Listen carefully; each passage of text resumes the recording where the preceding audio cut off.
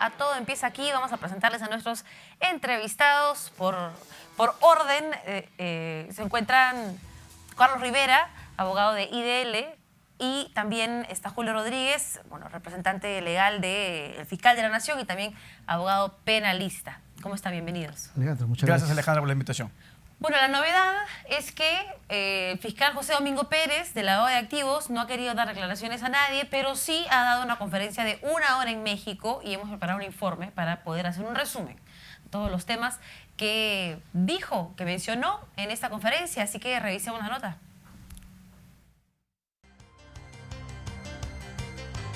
Desde México, el fiscal José Domingo Pérez rompió su silencio y puso en el mismo saco al destituido juez César Inostroza y al fiscal de la Nación Pedro Chávarri como protagonistas en los CNM audios. Ha implicado hace poco que un juez supremo también sea destituido y que deba ser juzgado por organización criminal. Y finalmente, hay cuestionamientos al titular de mi entidad, fiscal de la Nación, de lo cual yo he dado en la prensa peruana mi posición crítica. Me reafirmo en lo que he señalado. No puede haber una reforma contra la corrupción, no se puede dar una lucha seria contra la corrupción si todos los ciudadanos no estamos vigilantes respecto a las autoridades que están encargadas precisamente de ejercitar esta acción. En el Encuentro Nacional Anticorrupción de Chihuahua, el fiscal de lavado de activos usó la detención preliminar de la lideresa de Fuerza Popular Keiko Fujimori y la renuncia del expresidente Pedro Pablo Kuczynski como resultados de su investigación. De esta caja 2 o de esta área de sobornos se destinaba dinero para las campañas políticas. Para las campañas políticas, que también es de conocimiento público, se logró la detención en el año 2007 por 9 meses del expresidente Ollanta Humala y su cónyuge Nadine Heredia Alarcón, que actualmente está detenida en la ciudad de Lima, Keiko Sofía Fujimori, que también se está procesando a otras altas autoridades, que motivó precisamente la renuncia de quien fuera presidente de nuestro país, Pedro Pablo Kuczynski. Domingo Pérez también mencionó avances en las investigaciones en torno al Metro de Lima, caso por el cual, según un trascendido, la separada fiscal provincial Erika Delgado preparaba un interrogatorio al expresidente Alan García. Bueno, podría hablarle también del Metro de Lima, podría hablarles que también se descubrió un cártel de empresarios, conocido como el Club de la Construcción, en donde los más importantes empresarios ejecutores de obra se repartían la obra pública por porcentajes del 3% del valor de la obra, lo cual motivó en una oportunidad que estén presos las personas económicamente más poderosas de mi país. Ante fiscales mexicanos dejó claro que para él los aportes de campaña de Odebrecht sí son delitos de lavado de activos dentro de una organización criminal. En el año 2012 se estableció que este delito de lavado de activos es un delito autónomo. No necesito, dice el legislador, que se pruebe el delito precedente, el delito determinante para la GAFI, actos de conversión y transferencia, el que convierte o transfiere dinero, bienes, efectos o ganancias cuyo origen ilícito conoce o debía presumir. Bien, esas fueron entonces las declaraciones del fiscal. ¿Qué opinan de lo que acaba de decir? Reitera sus críticas al fiscal de la Nación. Mira, yo coincido con el fiscal Pérez. Creo que la intervención que ha hecho en México es una intervención, yo diría, de un carácter bastante general respecto a ese tema. Me da la impresión que básicamente él ha profundizado en las circunstancias de la investigación y en los resultados de la investigación que viene desarrollando a diversos personajes por los delitos de lavado de activos. Pero me parece que la tesis sobre la que ha hecho su exposición es la tesis que ahora se está verificando en diversos casos, en el caso Humala, en el caso propio Toledo, en el caso de Keiko Fujimori, ¿no es cierto?, de Fuerza Popular, en el sentido de que desde la Fiscalía considera que hay un delito precedente, que es el delito de corrupción de funcionarios. Los dineros sucios de Odebrecht son los que han contaminado esta actividad política, y la Fiscalía está considerando que las acciones electorales, ¿no es cierto?, las campañas electorales pasadas, lo que han hecho es blanquear ese dinero sucio proveniente de la constructora Odebrecht. Esa es la teoría de la Fiscalía, y lo que escucho en este caso a Pérez Gómez es básicamente esa postulación, ¿no?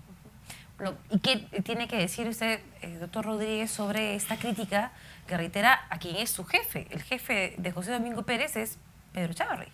Bueno, yo lo entiendo como una opción que tiene cualquier persona en la institución de mostrar sus desavenencias, pero eso no significa que porque sus comentarios están ligados a una suerte de posición personal, esa tenga algún respaldo en la realidad. Es obvio que, ya lo hemos conversado alguna vez contigo, Alejandra, lo que en el Congreso se está discutiendo es eventualmente si es que el doctor Echavarri ha cometido alguna infracción a la Constitución. Y según la Subcomisión de Acusaciones Constitucionales, no ha habido tal comisión de infracción constitucional. No fue aprobado en la subcomisión y esto se va a la comisión permanente. Es decir, la posición del fiscal es una posición absolutamente personal, sin ningún tipo de respaldo en un hecho fáctico, ningún elemento claro que pueda determinar algún tipo de percepción que no sea básicamente la suya. Sobre ese tema, tenemos un audio que queremos que escuche de Juan Cheput, que estuvo acá en el programa, donde aseguró que usted coordinaba las respuestas con algunos parlamentarios fujimoristas, o que le parecía mucha coincidencia, digamos, la cita textual a sus argumentos dentro de la Comisión de Subcomisiones Constitucionales. Escuchemos. Yo les he preguntado, ¿no? Bueno, indiquen por qué señalan de que no hay infracción constitucional. Ah, ya se ponen a ver el WhatsApp, ¿no? No dicen absolutamente nada. Inclusive en algunos casos han repetido conceptos que en paralelo el abogado del señor Echavarri estaba diciendo en un medio de comunicación. Entonces parece de que hay una coordinación entre el abogado y Fuerza Popular. Extraña coordinación, que ya de por sí le quita independencia, y es una infracción constitucional. Porque sabemos que el fiscal tiene que ser independiente del Congreso, sobre todo en causas como esta. Porque justo lo que decía en la Subcomisión de Acusaciones Constitucionales la señora Milagros Salazar era lo que decía en RPP el señor Julio Rodríguez, ¿no? Entonces, al mismo tiempo o con pequeñas diferencias se dice lo mismo, significa que hay una coordinación, sea entre ellos, sea entre asesores o como sea. No, le transmito la consulta. ¿Hay una coordinación? ¿Usted whatsappea con los miembros de Fuerza Popular lo que tienen que decir, los argumentos que tienen que utilizar en la subcomisión? Mira, Alejandra, habría que felicitar al congresista Cheput por su enorme imaginación. Lo que sucede es que ni siquiera se ha puesto a revisar su propia carpeta de acusación, porque en la propia carpeta los argumentos que yo he expresado acá en RPP son argumentos que además los he presentado por escrito y lo tienen todos los miembros de la subcomisión. Si le hemos presentado formalmente como corresponde una alegación escrita, adicionalmente hay informes de juristas, especialistas en derecho constitucional, el informe del doctor García Belaúnde está puesto allí. Es decir, no se trata de que yo tenga que enviarles pues WhatsApp, esto es absurdo. Lo que se le ha presentado a ellos son argumentos que están ahí textualmente detallados, porque la postura del congresista Cheput finalmente era sesgada, subjetiva, llena de absolutas suposiciones, razón por la cual fue rechazada en la subcomisión. Pero no es el único que dice que hay que se evidencia una coordinación o que hay ahí un tira y afloje entre el Congreso y la Fiscalía de Nación. Me archivas el informe, yo saco una fiscal. Algo así también se ha mencionado por parte de otras personas. No sé qué piensa usted. Sí. Yo creo que hay un hecho político, ¿no?, más que jurídico en la decisión de la Subcomisión de Acusaciones Constitucionales, digamos. Desde el momento en el que el Congreso alargó de manera casi definida los procesos de acusaciones, desde que decidió primero no acusar a Inostroza y luego por la presión política sí acusarlo ya en el Pleno del Congreso de la República, para mí la evaluación era de que no iba a acusar ni a Becerril por el tema del CNM, una abierta infracción a la Constitución y un hecho ilícito, y tampoco iba a acusar a Chávarri, porque me parece que Chávarri es una persona que en ese momento sigue siendo funcional a los intereses del fujimorismo en la Fiscalía de la Nación. Y Pero por lo muchos tanto, podrían preguntarse cómo es que es funcional si está Keiko con prisión preliminar. es que yo creo que la crítica de Pérez Gómez da cuenta de que no necesariamente está controlando todo, pero digamos, sí me parece un hecho muy singular que al día siguiente que se produce la decisión de la subcomisión de no aprobar la acusación constitucional, se produzca este cese o de la fiscal encargada de un paquete de investigaciones en la fiscalía que dirige Pérez Gómez, digamos. Es cierto, el fiscal de la Nación tiene la atribución de remover fiscales, titulares, provisionales, lo que sea, tiene la atribución. Lo inoportuno es lo que llama la sospecha, ¿no es cierto? De que En de el repente, carro, camino a una diligencia. Exactamente, o sea, esa es la falta de oportunidad. En un área particularmente sensible, en un paquete de casos también particularmente sensibles, que inclusive habían dado origen a la detención de la señora Fujimori esta semana, ¿no? Le pregunto entonces al señor Rodríguez, ¿es el vuelto esta remoción de la fiscal Erika Delgado? Lo que es objetivo y está alejado de las suposiciones y las conjeturas de las que habla Carlos es que el fiscal de la Nación tiene las atribuciones para hacerlo. Y la ha hecho de acuerdo a ley. Acá no hay ningún cuestionamiento de esa decisión. Y además, si es que el fiscal tiene alguna percepción de que esta persona tendría algún tipo de sesgo en su actuación, él tiene la libertad de removerla.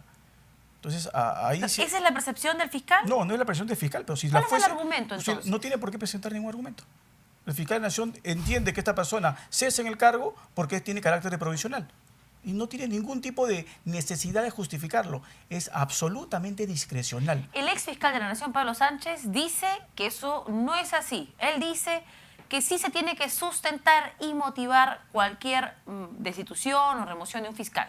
Bueno, yo tengo más de 25 años ejerciendo y litigando, y yo he visto cómo se han cambiado fiscales provinciales, cómo se han removido de cargos a fiscales titulares, ojo, de cargos, no de la titularidad de su fiscalía, pero de cargos ad hoc, se les han cambiado sin ningún tipo de justificación. Pero en medio de actuación de diligencias, el relato es que la doctora Delgado estaba en el auto yendo a allanar una vivienda de uno de los supuestos aportantes cuando se entera y tiene que apartarse de la diligencia y deja a su segundo. Pero a ver, seamos claros, no se trata de una sola fiscal en ese despacho. O sea, el equipo especial está integrado por una gran cantidad de personas que son las que se encargan de las investigaciones. Que se aparte una fiscal de todo el equipo de más de 11 fiscales no tiene ningún tipo de importancia a la hora que las diligencias se van llevando a cabo. Es más, esa diligencia no se frustró, se realizó con perfecta normalidad. Mira, el hecho de que hay que reconocer que legalmente, constitucionalmente, el fiscal tiene la atribución legal de remover fiscales, inclusive titulares, eso no significa que ese poder que tiene el fiscal lo puede ejercer arbitrariamente, digamos. Justamente porque el fiscal, lo dice la Constitución, es el primero en tener la obligación de respetar la legalidad. Y mucho más en este tipo de circunstancias, ¿no es cierto? En el que la actuación del fiscal de la Nación está siendo observada políticamente, ¿no es cierto? Está siendo observada legalmente, es materia de una acusación constitucional, pero además hay que tener también otro elemento en cuenta, que no es solo la opinión de Pérez Gómez, hay por lo menos una media docena de juntas de fiscales, que son órganos de gobierno del Ministerio Público, que le están diciendo al fiscal de la Nación: oiga, señor, váyase a su casa. Por lo tanto, creo que las circunstancias en las que uno tiene que ejercer el poder no es solamente, oye, por lo tanto, me da la gana y lo cambio porque tengo la atribución legal, sino que creo que tiene que tener un respaldo de razonabilidad y proporcionalidad. ¿Es esto, como dice Cheput, una nueva causa de infracción constitucional, el hecho de haber removido, por ejemplo, a esta fiscal? Si no expone las razones, desde mi punto de vista, sí. ¿Y si para no expone usted? las razones. No, a ver, la pregunta siempre es obvia. Esto está siendo valorado como un acto político totalmente subjetivo. Si es un acto funcional, ¿incumple alguna de las prerrogativas que tiene en razón de su cargo como fiscal de la Nación? No. Si está actuando de acuerdo a su cargo, no puede tener ningún tipo de sanción. O sea, eso es absurdo. En el Estado de Derecho, uno responde de acuerdo a las prerrogativas y a las funciones del cargo. Si yo lo que realizo es un acto que va en contra de mis prerrogativas o de las funciones asignadas a mi cargo, yo tengo que responder. De lo contrario, no lo puedo hacer. Si no, imagínate, Alejandra, todos responderíamos por el antojo de cualquier político que quiera censurar y ver detrás de un acto absolutamente legal algún tipo de sospecha. El trascendido es que el fiscal de la Nación tiene trabajando a un equipo de fiscales día y noche, horas extras el fin de semana, porque la próxima semana acusa sí o sí al presidente de la República. Bueno, esos son rumores y chismes, ¿no? Lo que sí es cierto, y lo dijo el fiscal de la Nación, y lo ha repetido, y cuando yo he conversado con él me lo ha dicho así de claro, es que él no va a dar un solo paso atrás en la lucha contra la corrupción del caso más grande de la historia, que es Odebrecht. Ese caso lo tiene él entre ceja y ceja y no va a retroceder en nada para que las investigaciones finalmente destapen quiénes están detrás, quiénes han cometido actos de corrupción, quiénes eventualmente se han aprovechado de los fondos del Estado, y ese es su objetivo así de claro. Y lo que se está viendo en los últimos días es un fiscal de la Nación que está apuntando a respaldar ese tipo de acciones. Para usted, ¿cómo interpreta estas comunicaciones de denuncias al presidente de la República? ¿Qué interpretación se le puede dar a esos mensajes? Una amenaza al presidente de la República, ¿no? Porque si bien es cierto, el fiscal de la Nación conduce el Ministerio Público, pero digamos, el contenido del tuit que lanzó contra el presidente Vizcarra, era obvio que el fiscal de la Nación había hecho una suerte de arqueo de las denuncias, dijo que eran 46, en realidad mintió, eran 20 y tantas, ¿no es cierto? Pero el hecho de decir, oiga, mire, señor presidente, aquí están 26 denuncias, ¿no es cierto? Y mucho cuidado que las vamos a tramitar de acuerdo a la ley, en realidad es un gesto político que está haciendo el fiscal de la Nación. Se está apartando de la conducción legal de las investigaciones y de una institución y está entrando al mundo de la política para confrontar con el presidente de la República en un tono de amenaza política directa contra su persona. Y ya para terminar, ¿qué va a pasar mañana, creen ustedes, en la comisión permanente? Bueno, solamente un paréntesis. Es un caso bien inusual. En los años que tengo yo de experiencia, nunca he visto un presidente de la República pechar a un fiscal de la Nación. Ese es un acto absolutamente inusual. O viceversa, pero es que es en reacción a. O sea, si esto es inaudito, que el fiscal de la Nación sea pechado por el presidente de la República tratando de intrometerse en las funciones que le corresponden, un grupo de parlamentarios en un acto absolutamente contrario a la Constitución, pidiendo a la Fiscalía, buscando que el fiscal renuncie, es una intromisión en un órgano constitucional autónomo. Ahora, ¿qué va a pasar mañana? Lo que tiene que pasar mañana. El informe Cheput es un informe desaprobado. Y la comisión permanente no le puede dar otra cosa más que confirmar la decisión de las subcomisiones. Es un informe que carece de argumentos legales. No es que lo diga yo, vuelvo a repetirlo. El informe viene aparejado con documentos que hemos presentado, con estudios legales de prestigiosos constitucionalistas que nos dan la razón. Porque las citas que hace el congresista y lo que el congresista señala como conclusiones son absolutamente fantasiosas. Él dice que, bueno, tal vez habrían más reuniones, tal vez podría pasar algo más. Es decir, se estamos colocando en lo que podría pasar a futuro y alguien no puede ser sancionado por lo que pueda pasar a futuro. Es absurdo. Para terminar, ¿hay en ese informe sustento para acusar? Sí, el fiscal de la Nación no se puede reunir con miembros de una organización criminal. Hasta donde es Camayo, ¿qué cosa es? ¿No es cierto? Camayo, ¿qué cosa es? Y él se fue a la casa de Camayo y hasta ahora no dice con qué periodista se reunió. Por lo tanto, me parece que hay un tema. Yo sé que mañana va a ocurrir lo que dice el doctor Rodríguez, o sea, el blindaje del fujimorismo va a continuar, más allá de las críticas del presidente de la República, que yo también digo desde mi punto de vista, sí es correcto que el presidente de la República haga eso, por una razón. El presidente de la República personifica a la nación y es el encargado de encabezar la lucha contra la corrupción. Y ese tono que puede resultar para algunos incómodo, me parece que es el que corresponde a un país que está con los niveles de corrupción, con una corrupción que ha llegado a los niveles que tiene en la Corte Suprema, en el CNM, en la propia Fiscalía de la Nación. Y por lo tanto me parece legítimo. Lo que no me parece legítimo y correcto es la respuesta de una persona que dice defender la legalidad y amenaza al presidente con un poco, como se dice, ajustarlo con las denuncias que tienen trámite en el Ministerio Público, ¿no? Gracias a ambos por habernos acompañado. Sabemos que son temas espinosos, no se van a resolver, parece, por lo menos no la próxima semana, y este enfrentamiento entre Fiscalía, la Nación y Ejecutivo seguramente va a continuar. Agárrese fuerte porque la próxima semana dicen que vienen varios terremotos más. Vamos a transmitir para terminar el programa este tuit de Kenji Fujimori. Se ha pronunciado a través de redes sociales esta reunión que tuvo con su hermana, tan igual como visitaba a mi padre en sus días de encierro. Hoy, más allá de nuestras diferencias, visité a mi hermana Keiko junto con mi madre para darle un abrazo fraterno. La política no tiene por qué deshumanizarnos, ni los gestos humanos deben ser utilizados políticamente.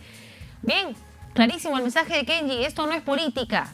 Esto simplemente es un vínculo de hermandad. ¿Soluciona esto algo en el fujimorismo? Lo veremos en los próximos días. Gracias por habernos acompañado. Esto fue Todo Empieza Aquí.